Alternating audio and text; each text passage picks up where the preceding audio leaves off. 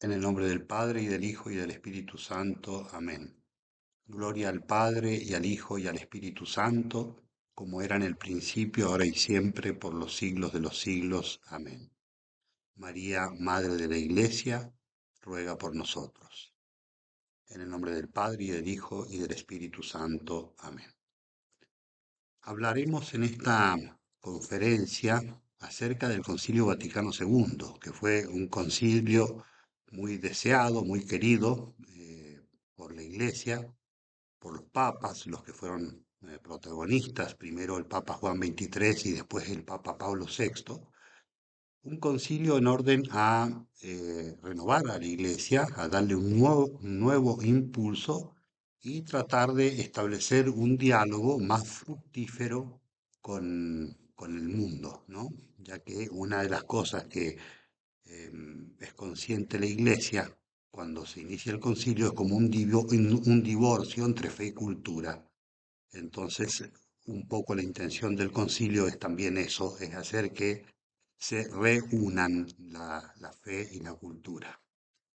Bueno, en esta introducción vamos a tratar de hacer en primer lugar un pantallazo, un panorama histórico del concilio, aunque sea general, las cuatro sesiones que fueron parte del Concilio Vaticano II, los documentos que emanó el Concilio Vaticano II y el tema, digamos, que tenía como propósitos el Concilio Vaticano II, ¿no? Hablar del concilio, de este último concilio de la Iglesia Católica, el Concilio Vaticano II, porque estuvo el primero en la segunda mitad del siglo XIX, es hablar de este concilio, de uno de los eventos, de los acontecimientos más importantes en la historia reciente de la Iglesia Católica. Fue celebrado entre los años 1962 y el año 1965, y este concilio para muchos, ¿no? Marcó como, digamos, un antes y un después en la manera en que la Iglesia se comprende a sí misma, perdón, y en la manera en que la Iglesia se relaciona con el mundo contemporáneo. Sabemos que una tal visión no es ajustada a la realidad, porque evidentemente que aún cuando sabemos que ha causado un gran impacto el Concilio Vaticano II, los temas centrales del Concilio Vaticano II ya se venían tratando de modo muy lúcido y muy con intervenciones extraordinarias ya por parte de los pontífices desde la segunda mitad del siglo XIX, ¿no?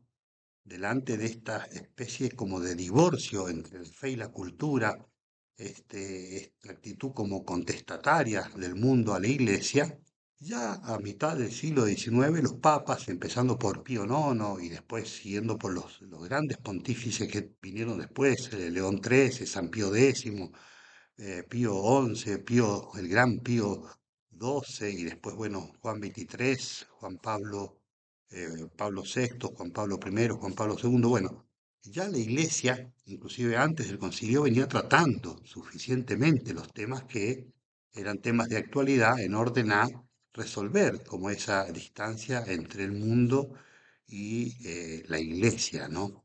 No fue un concilio, el Vaticano II, convocado para condenar errores ni para definir nuevos dogmas, sino más bien para renovar, para actualizar y para hacer más inteligible el mensaje del Evangelio en un mundo que era un mundo profundamente cambiado.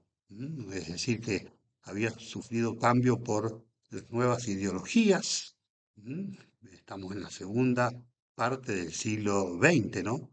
Ya se habían manifestado las ideologías tan perniciosas de fines del siglo XIX, inicios del siglo XX, un mundo profundamente cambiado por las guerras, la Primera y la Segunda Guerra Mundial, que hacía poco que había concluido, los avances científicos que se fueron demostrando cada vez más impresionantes, ¿no? Más vertiginosos los cambios científicos, los cambios que se produjeron también culturalmente y socialmente a lo largo del siglo XX. Entonces, delante de toda esta sociedad que se ve como cambiada, como con una nueva configuración, la Iglesia busca de dar una respuesta, estar como a la altura de las nuevas circunstancias.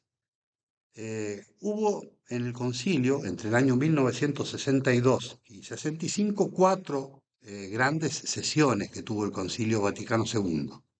La primera de esas sesiones inició el 11 de octubre del año 1962, con la que se da por iniciado el Concilio Vaticano II, y esa primera sesión concluye el Día de la Inmaculada de ese mismo año, el 8 de diciembre de 1962, de octubre a diciembre del 62. Fue presidida en ese momento por el Papa que reinaba en la Iglesia, Juan XXIII. Se estableció en esa primera sesión las normas para el concilio, el programa de trabajo del concilio, se discutieron los temas principales, pero de modo general, especialmente la Iglesia en el mundo moderno, cuál tiene que ser la posición de la Iglesia en el mundo moderno.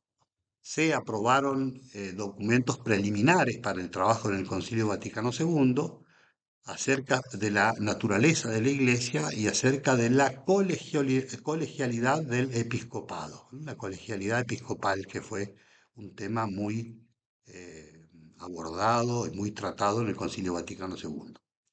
Bueno, hasta aquí la primera sesión. Después la segunda sesión tiene lugar en el año siguiente, en el 1963, inicia el 29 de septiembre y termina el 4 de diciembre del 63, la segunda sesión.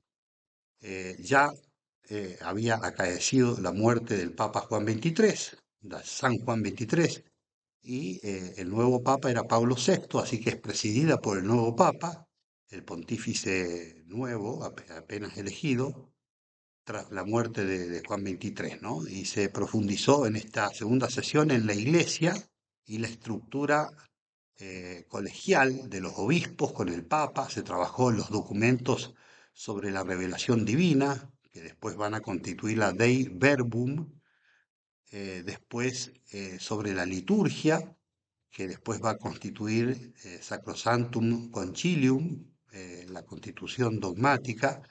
Se abordaron cuestiones acerca de la unidad de los cristianos en esta segunda sesión y acerca del diálogo ecuménico.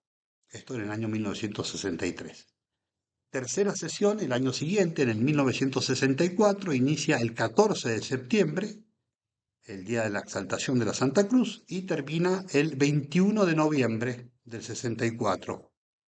En esta tercera sesión se continuaron los trabajos sobre los documentos que se estaban preparando en la segunda sesión acerca de la Iglesia. También se trató sobre los medios de comunicación. En esta tercera sesión se discutieron cuestiones de religiones no cristianas y el mundo moderno. Y se aprobaron dos grandes eh, digamos, documentos. El más importante, que es Lumen Gentium, la constitución dogmática sobre la Iglesia, y el decreto sobre el ecumenismo, que se llama Unitatis Redintegratio. Esto en la tercera sesión del año 64. Y la última, la cuarta y última sesión, es el 14 de septiembre, tiene inicio del año 1965 y termina con la fiesta de la Inmaculada Concepción, la solemnidad del 1965, con lo cual se concluye el Concilio Vaticano II. En esa cuarta sesión se trata y se aprueba el documento Gaudium et Spes sobre la constitución de la Iglesia en el mundo actual. ¿m? Después el documento Nostra Aetate, que es una declaración acerca de las relaciones con las otras religiones no cristianas, la Iglesia con las iglesias no cristianas, las confesiones, mejor dicho, no cristianas. Se aprueba Dignitatis Humanae, la declaración acerca de la libertad religiosa que tuvo tanta repercusión después. Bueno, y concluye ese 8 de diciembre del año 1965. En total, En total, el Concilio Vaticano II produjo 16 documentos principales. Son cuatro constituciones, las dogmáticas, gozan del máximo grado de autoridad doctrinal, una constitución dogmática, ya vamos a hacer referencia a ellas, y de tal manera que esas constituciones dogmáticas ponen a la persona delante de una verdad de fe, de tal manera que no hay margen a opiniones contrarias, ¿no? Delante de una constitución dogmática. Después se produjeron, aparte de esas cuatro constituciones, de las cuales tres son dogmáticas y una es pastoral, una es pastoral. Aparte de estas cuatro constituciones, se produjeron en el concilio 9 decretos conciliares. Los decretos regulan, por decir así, temas concretos de la vida eclesial, obligan disciplinarmente y doctrinalmente según el contenido del decreto, ¿no? Más o menos según el contenido del decreto. Y las normas prácticas pueden ser también modificadas, aun cuando venga por un concilio, pueden ser modificadas por un pontífice, por el Papa y por concilios posteriores. Esos son los decretos, 9 decretos conciliares. Y después el concilio produce tres declaraciones, tres declaraciones. Las declaraciones tratan cuestiones importantes, a menudo nuevas o sensibles, con un lenguaje más explicativo que normativo, no es decretar, disponer, sino es más bien explicativa, requieren un asentimiento religioso, esas declaraciones de parte de los fieles, un asentimiento de la inteligencia y de la voluntad, no definen dogmas, ¿no? Y algunas afirmaciones pueden desarrollarse y pueden precisarse más adelante. Es decir, como que está contenido lo esencial y obviamente que como todo el resto del organismo de documentos de este concilio, como de todos los concilios, deben entenderse en continuidad con la doctrina precedente y deben ser también contextualizados, es decir, en el todo de los documentos que fue produciendo el concilio. Bueno, en esta charla, esto a modo de panorama introductorio, ¿no? Recordar en qué año fue el concilio, las cuatro sesiones, lo que se trató en cada una de ellas y los documentos que se produjeron, entre los cuales esas cuatro constituciones, tres dogmáticas y una pastoral, los nueve decretos y las tres declaraciones. 16 documentos en total. En esta conferencia vamos a abordar 5 puntos. Primer punto, la intención que tiene el Concilio Vaticano II según el discurso inaugural del Papa que lo convoca el concilio, que es el Papa Juan XXIII, San Juan XXIII. La intención del concilio. Segunda cosa que vamos a tratar es la diferencia, si se quiere, aunque parece obvio, pero entre el Concilio Vaticano I y el Concilio Vaticano II, mediaron un poco menos de 100 años, pero bueno, ver qué diferencia hay, un poquito más, perdón, de 100 años. Tercera cosa que vamos a abordar, las principales, por decir así, novedades y afirmaciones de los documentos conciliares, es decir, como recordarnos las cosas más importantes. Cuarta cosa que vamos a tratar es, a modo de resumen final, como 7 ideas que pueden condensar de alguna manera eh, el espíritu del Concilio Vaticano II según sus textos, ¿no? Según los textos. Y quinta cosa que abordaremos más en profundidad es el tema de cómo fue recibido el concilio, la recepción del Concilio Vaticano II y el debate acerca de su interpretación, el debate posterior, evidentemente, a concluido el Concilio Vaticano II. Pues bien, vamos entonces al primer punto, la intención del Concilio Vaticano II.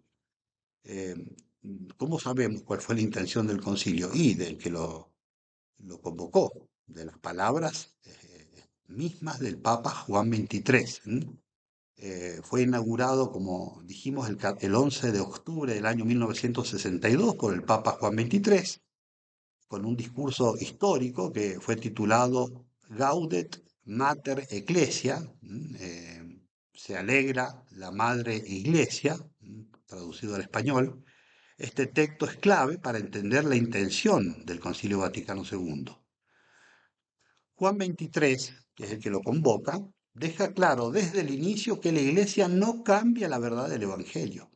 No es cambiar el Evangelio o proclamar otro Evangelio, pero sí debe cambiar la forma de presentarla, la forma de presentarla. Él, el Papa, distingue entre el depósito de la fe, que es permanente, y las formas históricas de poder expresar ese depósito de la fe en palabras humanas, en expresiones humanas, en términos humanos, y esas formas nuevas buscan de adaptarse al hombre moderno, que evidentemente, aunque es el mismo que hace 5.000 años y 10.000 años atrás, siempre el hombre es hombre, pero el modo de pensar, las circunstancias sociales, culturales, políticas, la guerra, las ideologías y todo eso que dijimos produjeron profundos cambios. Entonces la iglesia como madre que es preocupada de la salvación de sus hijos, busca de adaptar el lenguaje para hacer que sus hijos gocen de la salvación que Dios quiere obrar a través de la iglesia. Uno de los puntos que más se suele recordar de este discurso inaugural del Papa San Juan XXIII eh, es que el rechazo, por decir así, de una actitud meramente defensiva. No quiere el Papa que estemos como a la defensa delante del mundo contemporáneo que ya no está tan dispuesto a escuchar a la Iglesia. El Papa critica, por ejemplo, en ese discurso inaugural a los profetas de calamidades, que solo veían ruina y decadencia en el mundo moderno, y en lugar de condenar, el Papa propone una iglesia que busque de dialogar, de comprender al hombre contemporáneo, de discernir y de acompañar, evidentemente, iluminando las realidades temporales con la luz del Evangelio. De eso se trata. Entonces, el objetivo del Concilio Vaticano II, en palabras del mismo Papa Juan XXIII, no es formular nuevas condenas doctrinales, ni tener una actitud, digamos así, de rechazo del mundo así como está constituido, sino de presentar la doctrina cristiana de una manera más eficaz, ¿no? Más pastoral y más comprensible al hombre moderno, contemporáneo. Utiliza una palabra clave el Papa en el discurso y que es lo que después se va a ir repitiendo infinitamente, que es el ayornamiento, ¿no? Esa actualización de la manera en que la Iglesia evangeliza en el mundo contemporáneo. Además, el Papa subraya el carácter pastoral del concilio. Acentúa mucho esto, que tiene un carácter más bien pastoral, eminentemente pastoral. Esto no significa que sea un concilio pastoral, no significa que sea menos doctrinal, sino que la doctrina está como al servicio de la vida concreta de los fieles y de esa misión evangelizadora que tiene la Iglesia.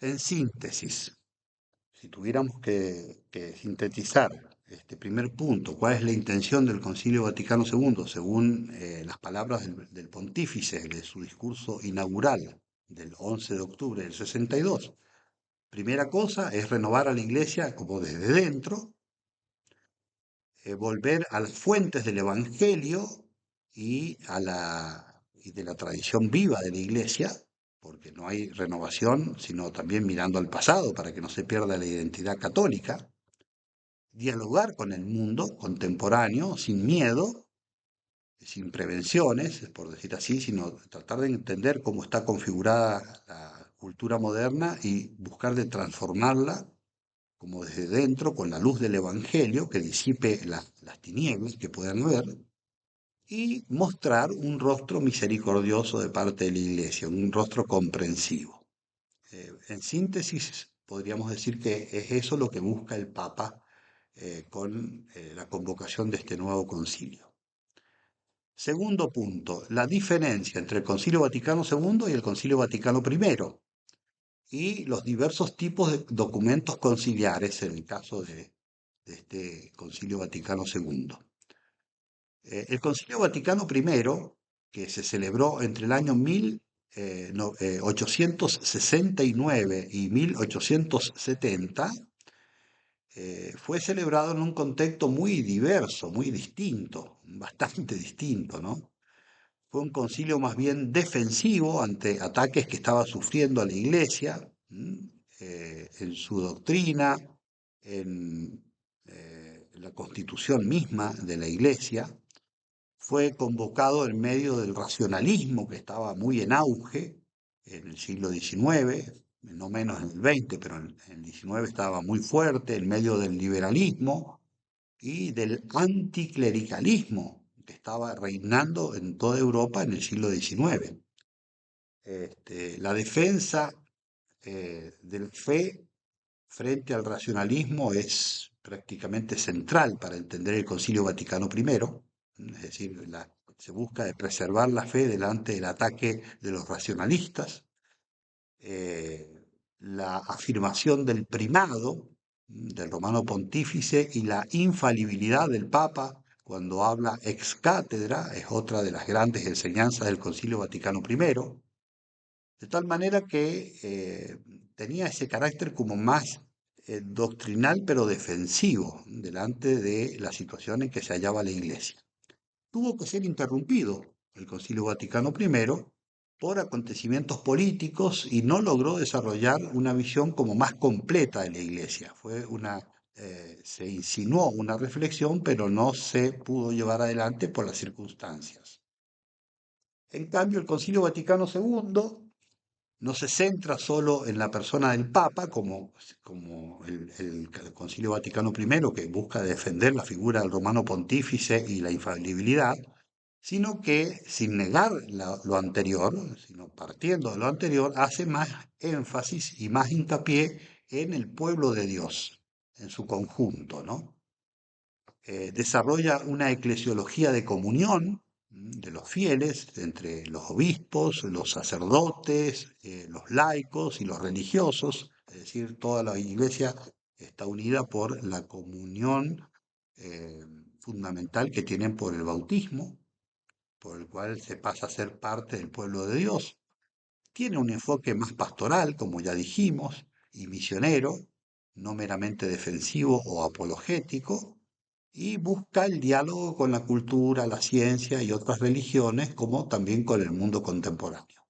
Entonces, fíjense la diferencia de enfoques entre el Concilio Vaticano I y el segundo. No contradice absolutamente el Concilio Vaticano I, el segundo, no podría hacerlo. Eh, Ni se le puede oponer, como hacen algunos, dialécticamente, como que oponen dialécticamente los dos concilios, sino que lo completa. El segundo completa el Concilio Vaticano II, el primero, y lo equilibra, por decir así, integrando el primado del romano pontífice, del Papa, con la colegialidad episcopal, es decir, se integran las cosas. ¿Qué tipos de documento emana el Concilio Vaticano II? Ya los insinuamos, ya lo dijimos, pero son tres categorías principalmente. Son 16 documentos, como ya aclaramos antes. La primera categoría de documentos son las constituciones. Constituciones son documentos más importantes, los más importantes, tratan temas más fundamentales de la fe y de la vida de la Iglesia, y el Concilio Vaticano II emanó cuatro constituciones. La Sacrosanctum Concilium, acerca de la liturgia en la Iglesia, la renovación litúrgica, es una constitución dogmática. La constitución dogmática Lumen Gentium, muy importante, acerca de la Iglesia. La constitución dogmática Dei Verbum, acerca de la revelación divina, la palabra de Dios. Y la constitución pastoral Gaudium et Spes, que es la Iglesia en el mundo actual. Esas son las cuatro constituciones, ¿no? Tienen la máxima autoridad dentro del concilio. Entre los documentos que fueron emanados, los más importantes son estas cuatro constituciones. eh, para que se entienda, usamos una analogía, ¿no? Sería lo que para un instituto religioso es una regla o una constitución. Así como eh, el documento principal por el que se guían los religiosos es la constitución o una regla, así en la iglesia, en un concilio, el documento de máxima autoridad es la constitución. Segundo tipo de documentos, los decretos aplican principios doctrinales a ámbitos concretos de la vida eclesial. Eso hacen, aplican principios doctrinales a ámbitos concretos de la iglesia. Por ejemplo, ad gentes, el decreto ad gentes, que trata de la actividad misionera de la iglesia. Y así los otros decretos, los otros 9 decretos. Son normativos y son pastorales, principalmente. Sería análogo, por usar una analogía, a lo que en un instituto religioso serían los directorios, algo así. Y el tercer tipo de documentos son las declaraciones, que abordan temas específicos, dialogales, muchas veces nuevos, y, por ejemplo, en el Concilio Vaticano II, Dignitatis Humanae, sobre la libertad religiosa, basado en la dignidad de la persona, ¿no? O el Nostre Aetate, acerca de relaciones de la Iglesia con religiones no cristianas. No es ecumenismo, sino que es el diálogo que tiene la Iglesia Católica con los que no son cristianos. Con los que son cristianos, ese diálogo se llama ecumenismo, ¿no? Bueno, por ejemplo, en este documento, Nostre Aetate, es el diálogo con religiones o confesiones no cristianas. Tienen un carácter, estas declaraciones, más bien orientativo, de orientación y dialogante.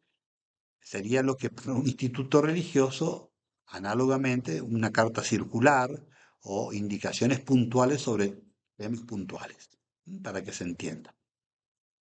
Bueno, este es el segundo punto que quería abordar, la diferencia entre el Concilio Vaticano I y segundo y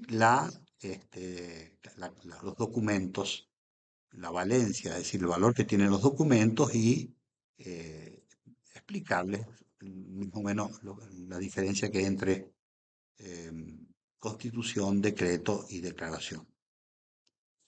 Tercer punto, las novedades más significativas y las afirmaciones principales de los documentos centrales del Concilio Vaticano II.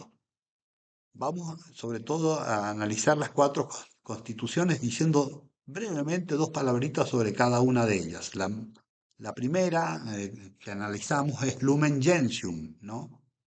No es la primera, pero por la centralidad que tiene, ¿no? El peso y la centralidad y el desarrollo doctrinal que se da en Lumen Gentium, que trata de la Iglesia como pueblo de Dios. Acuérdense esa integración que se da entre el Concilio Vaticano I, que hablaba del Papa, el Romano Pontífice y la infalibilidad, entonces ahora se integra la colegialidad de los obispos y todo el pueblo de Dios formando una unidad, una unidad.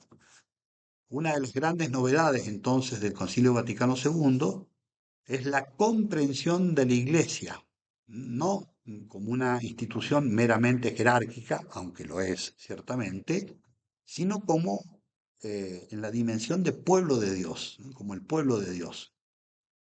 Todos los bautizados participan de la misión de Cristo por razón del bautismo. Entonces así participan los sacerdotes en un modo especial del sacerdocio de Cristo, ministerialmente,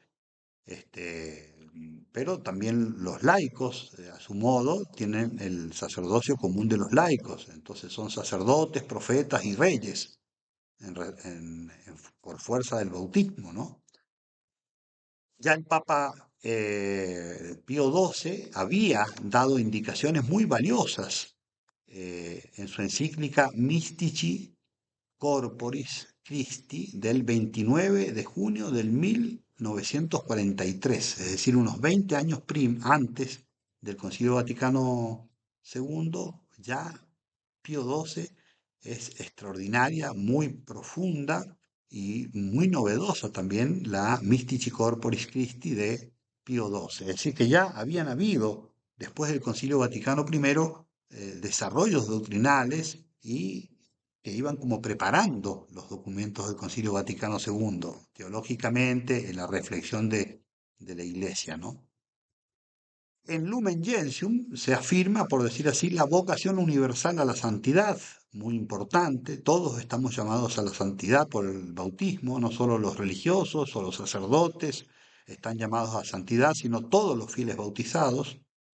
Además, se desarrolla la colegialidad episcopal, la unión que tiene que haber entre los obispos, por razón del ministerio que recibieron como sucesores de los apóstoles, la corresponsabilidad también en el gobierno de la Iglesia junto al romano pontífice, destacando cómo los obispos, en comunión con el Papa, comparten la responsabilidad en la guía de la Iglesia. No son como meros peones que tiene ahí el Papa, sino que comparten la responsabilidad en la guía de la Iglesia y son ellos también sucesores de los apóstoles, ¿no? Bueno, eso es Lumen Gentium, las ideas más o menos principales, muy sintéticamente. Después, una constitución dogmática muy importante acerca de la palabra de Dios, de la revelación de Dios como un diálogo de Dios con la humanidad, es Dei Verbum. Dei Verbum. Este documento, esta constitución, presenta la revelación no tanto como un conjunto de verdades abstractas y reveladas, dadas por Dios, sino como un diálogo vivo entre Dios y la humanidad. Eso es lo que busca subrayar Dei Verbum. Se afirma la estrecha relación entre la Sagrada Escritura y la tradición, ambas al servicio de la palabra de Dios. Se impulsa la lectura de la Biblia, que se retome los estudios bíblicos y que el pueblo de Dios tenga más acceso a la Biblia. Eh, ya el grande Papa Pío XII también en este ámbito había hecho avances, por ejemplo, en Divino Afflante Spiritu del 30 de septiembre del 1943, había escrito sobre la forma más oportuna de promover los estudios bíblicos. O sea que ya el Papa Pío XII venía preparando ya lo que después se va a ir plasmando en el Concilio Vaticano II, para que se vea que hay como una continuidad, ¿no? Había tratado en profundidad el tema de la Sagrada Escritura ya el Papa, ¿no? Pero bueno, este es el tema, la materia que trata de Verbum. Después, la otra constitución dogmática, la tercera, es Sacrosanctum Concilium, es acerca de la renovación litúrgica de vida en la Iglesia. El concilio propone una participación más plena, más consciente y más activa de los fieles en la liturgia. Se permite el uso de las lenguas vernáculas en la Iglesia. Se subraya el valor comunitario de la Eucaristía y se recuerda que Cristo está presente en la palabra, en los sacramentos y en la asamblea que toma parte de la acción sagrada. Subrayo un aspecto, no es que se cancela y que se viene como abolido y dejado de lado el latín como lengua oficial de la Iglesia, absolutamente no, no es así, sino que se permite el uso de las lenguas vernáculas, no que se lo deja de lado el latín, sino que se permite justamente con ese aspecto más pastoral que tiene que tener la liturgia, que se recen las lenguas vernáculas, ¿no? Y la cuarta constitución, ya no dogmática, sino más bien pastoral, es Gaudium et Spes, es decir, la Iglesia en diálogo con el mundo moderno. Este documento es altamente novedoso. La Iglesia se presenta como solidaria con las alegrías y las esperanzas, las tristezas y las angustias de la humanidad. Y en este documento se reflexiona sobre la dignidad de la persona humana. Tengan en cuenta que veníamos ahí cuando inicia el Concilio Vaticano II, de dos tremendas guerras mundiales y de ideologías que causaron una devastación, ¿no? El nazismo, el fascismo, el comunismo, ¿no? Ateo. Entonces, bueno, la dignidad de la persona humana que había sido pisoteada por las grandes ideologías. Él trata sobre el tema de la familia y particularmente del matrimonio como fundamento de ella, la cultura, y cómo debe reflejar también los valores auténticos y debe ser imbuida de los valores evangélicos, la vida económica y social, trata el tema de la paz y de la justicia. Entonces, en este Gaudium et Spes, la Iglesia no se sitúa contra el mundo, por decir así, sino como acompañando al mundo, como al servicio del mundo, obviamente sin dejar de ser madre y maestra. No es que está aprendiendo del mundo, como algunos creen que ya pasó a ser discípula del mundo, dejó de ser madre y maestra como lo quiere Jesucristo, ¿no? Ir por todo el mundo y enseñar a todas las gentes. Entonces la iglesia, sin renunciar a ser madre y maestra, pero condesciende y busca de entender el mundo moderno para transformarlo con la luz potente del Evangelio.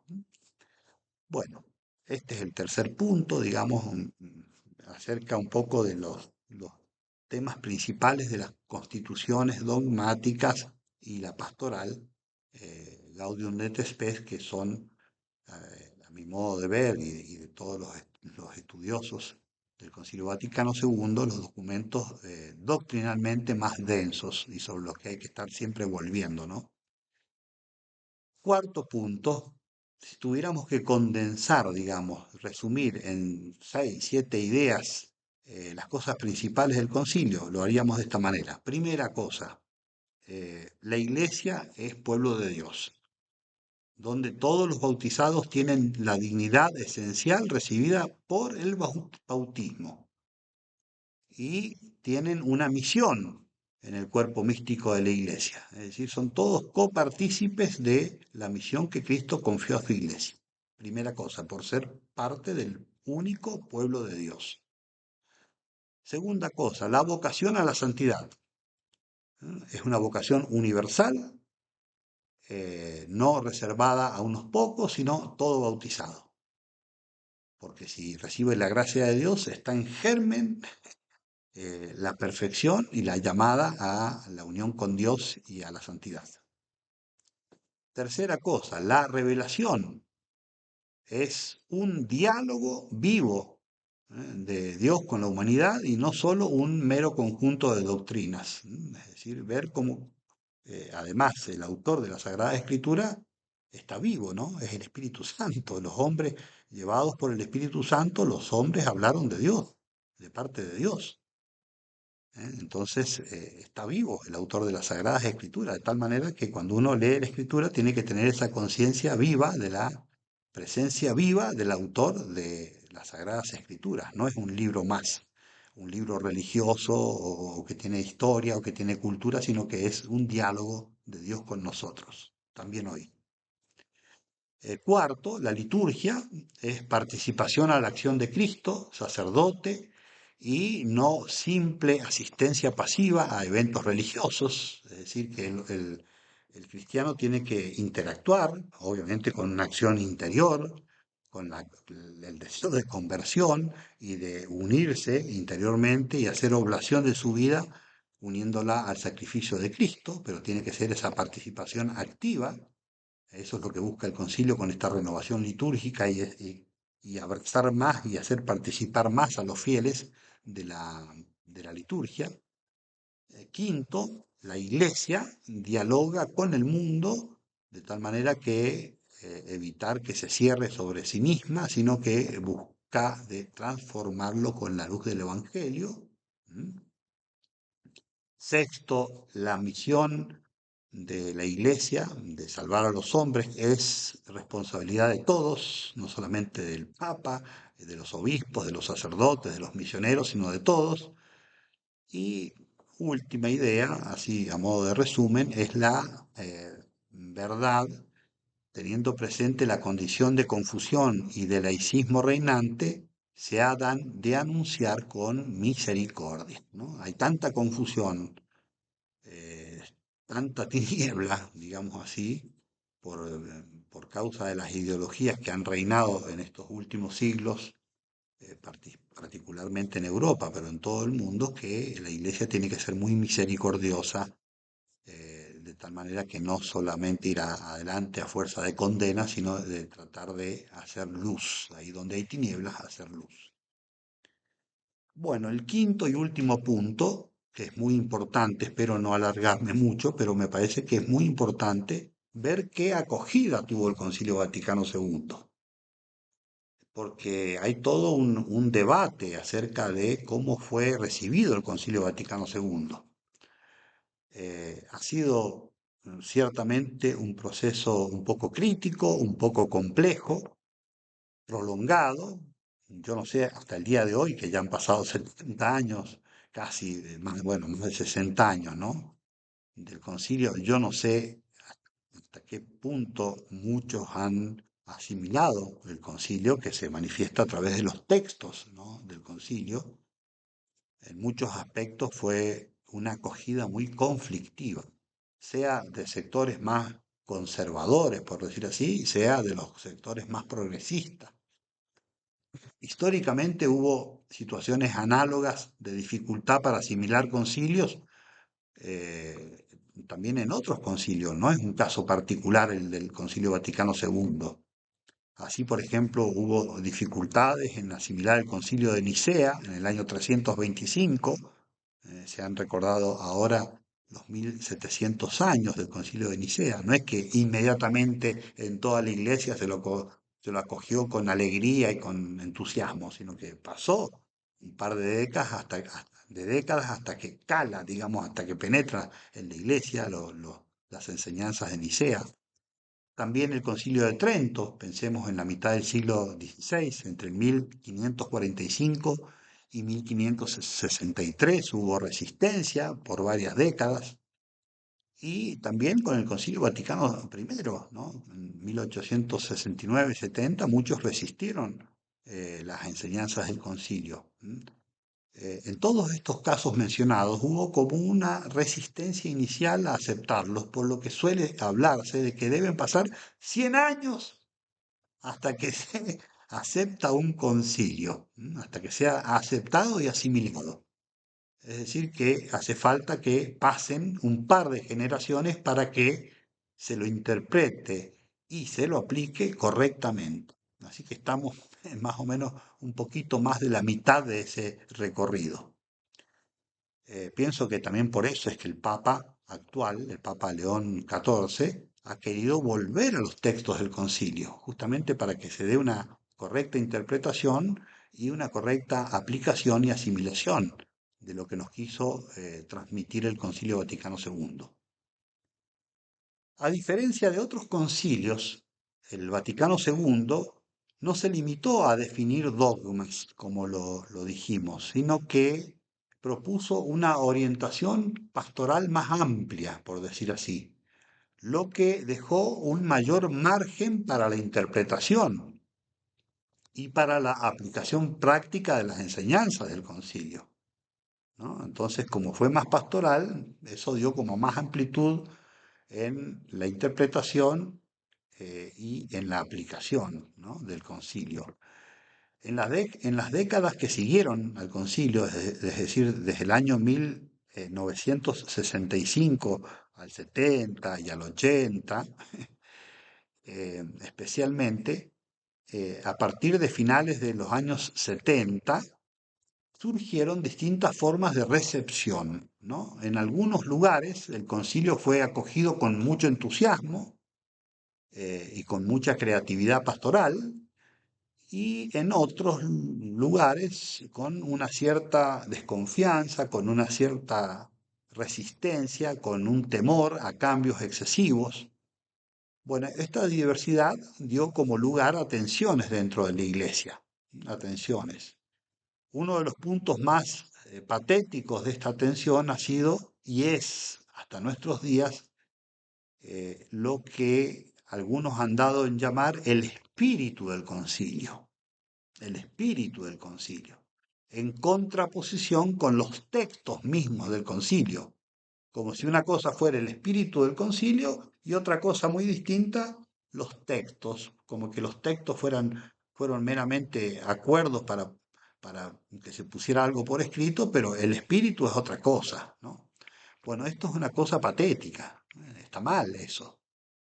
En ciertos contextos, esta expresión se utilizó para justificar prácticas o posiciones teológicas que no sólo no estaban explícitamente contenidas en los documentos, sino que incluso entraban en contradicción con los documentos.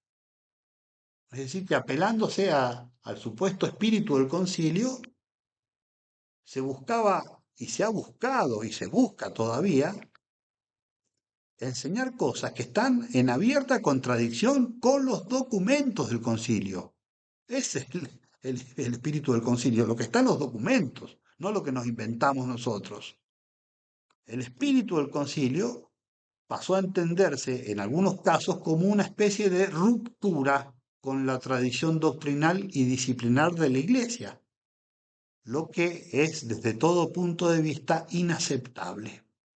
Y eso ha producido un gran daño en la Iglesia. Yo creo que esa es la causa principal por la que en muchos ámbitos mucha gente no la acepta. No es el caso nuestro, ciertamente. Justamente estamos estudiando el concilio para vivirlo mejor, para aplicarlo mejor, pero muchas veces algunos tradicionalistas no aceptan, por ejemplo, el concilio porque lo identifican con este supuesto espíritu del concilio y que no tiene nada que ver con lo que es realmente el concilio que se expresa en sus documentos, ¿no? Para eso el pontífice y los obispos colegialmente hicieron esos documentos, ¿no? Frente a esta lectura, varios papas y varios teólogos han insistido en que no puede existir un verdadero espíritu del concilio separado de los textos. Es lo que entendemos que está tratando de hacer el Papa ahora, volviendo a los textos, el Papa León XIV. El concilio se expresa precisamente en sus documentos, si no, cada uno los entiende a su antojo. Si, si ese espíritu del concilio es entenderlo como a mí se me antoja, entonces viva la pepa, ¿no? El concilio entonces se expresa a través de los documentos. Apelarse a un espíritu en extracto del concilio, desligado de los documentos y de los textos, conduce a una interpretación meramente subjetiva e ideológica, que es destructiva y que es creadora de divisiones. Pues la unidad de la Iglesia, acuérdense que se da principalmente por la fe, un bautismo, una fe. Entonces, si cada uno interpreta la fe a su modo y no según lo que está en los documentos y en los textos del concilio, pues eso es lo que crea división, ¿no? Este debate ha sido formulado de manera especialmente clara por el Papa Benedicto XVI, quien en su discurso, por ejemplo, a la Curia Romana del 22 de diciembre del año 2005, habló de esas dos hermenéuticas, esas dos interpretaciones del concilio, una hermenéutica de ruptura, es decir, hasta el Concilio Vaticano II la Iglesia fue de un modo y ahora tiene que ser de un modo totalmente diverso, como si fueran dos iglesias distintas, una hermenéutica de ruptura o una hermenéutica de continuidad. Entonces, lo que tiene que primar es la hermenéutica de continuidad, es decir, entender los textos y el concilio, sea en las constituciones, los decretos y las declaraciones, a la luz de toda la tradición teológica y doctrinal de la Iglesia. Eso es continuidad. No ruptura como quieren los progresistas que a toda costa se empecinan en hacerle decir al concilio cosas que no están en el concilio y que no son del concilio, apelándose al espíritu del concilio, ni tampoco la actitud de los tradicionalistas que rechazan el concilio, es decir, se encaprichan en que en dar explicaciones también subjetivas, rechazando el concilio porque ven que hubo una ruptura. Porque claro, ven que estos que se apelan y que invocan el espíritu del concilio han producido una gran división, entonces defensivamente rechazan el concilio. Ni una cosa ni la otra. Tiene que haber continuidad, decía el Papa Benedicto XVI y ya también antes el Papa San Juan Pablo II y los grandes teólogos que han habido en estas últimas décadas, ¿no? Hablan de la hermenéutica de continuidad contra esa hermenéutica, esa interpretación de ruptura en el Concilio Vaticano II, como si fuera un nuevo comienzo, casi una iglesia distinta de la iglesia anterior. Esto es inaceptable.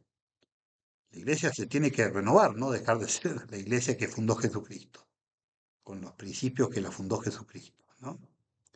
Según esta visión de ruptura del concilio, el concilio habría superado o dejado atrás elementos esenciales de la tradición previa, lo que conduce a una lectura discontinua de la historia de la Iglesia.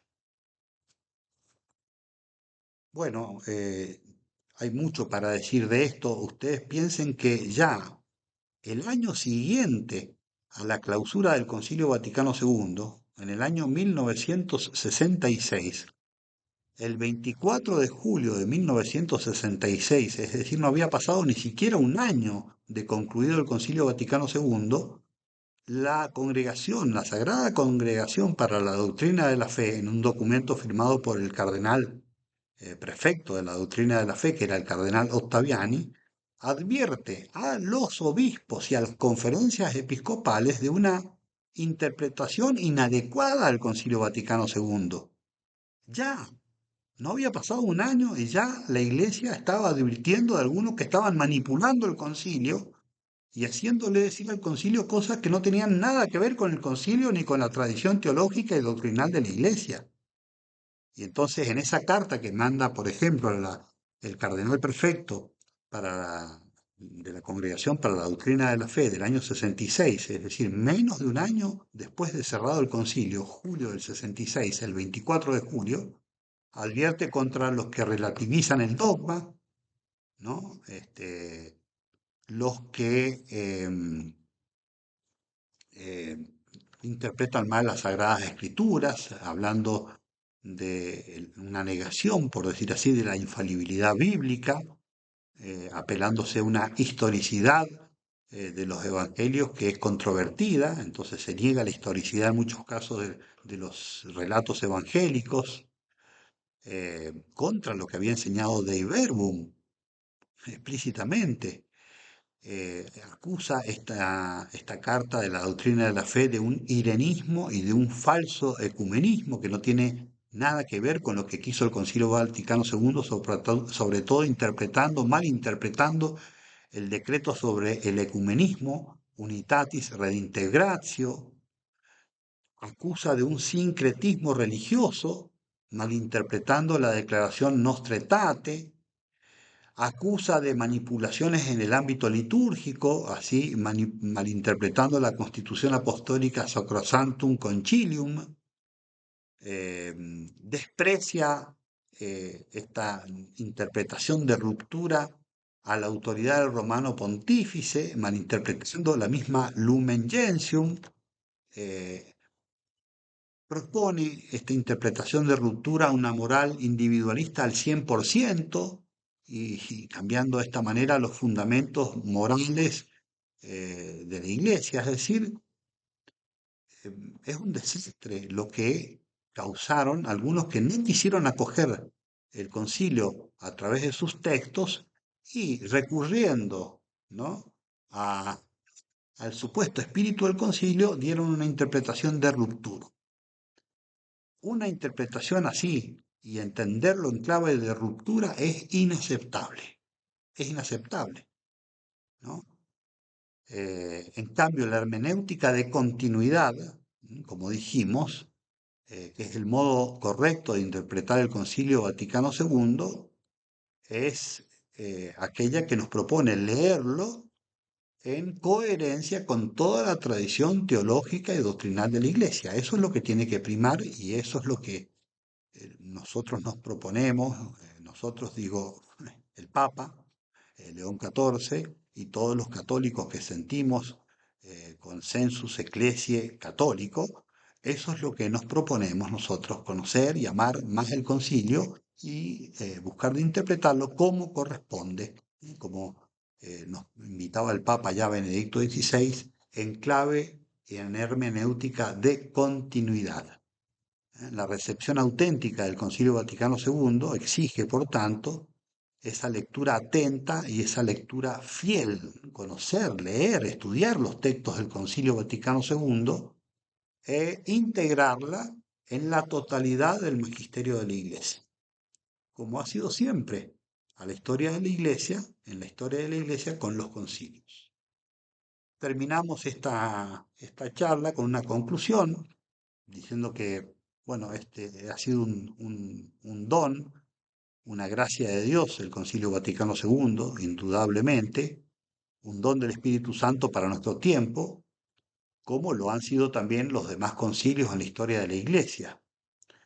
No fue ni puede ser visto como una ruptura con la tradición de la Iglesia, perdonen que insista tanto, pero desgraciadamente es lo que hay, muchos que siguen empecinados en hacer pensar y enseñar que la Iglesia prácticamente empezó con el Concilio Vaticano II.